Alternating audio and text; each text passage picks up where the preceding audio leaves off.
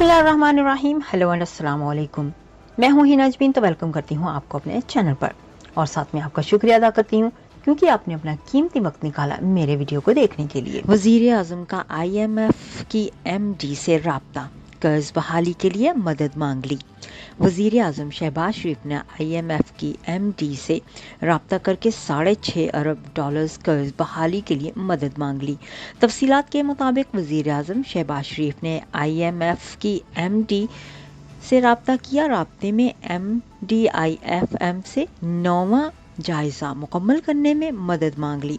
ज़राए का कहना है कि वज़ीर आज़म ने वज़ारत ख़जाना को बजट IMF के साथ मिलकर तैयार करने की हिदायत करते हुए कहा कि बजट तफसीलात IMF के साथ शेयर की जाएंगी।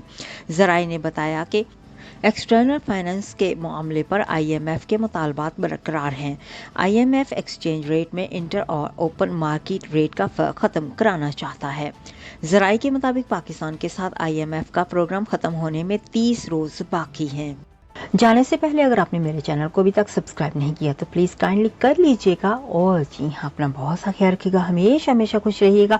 नेक्स्ट वीडियो तक के लिए मुझे इजाज़त दीजिएगा। अल्लाह हाफिज़।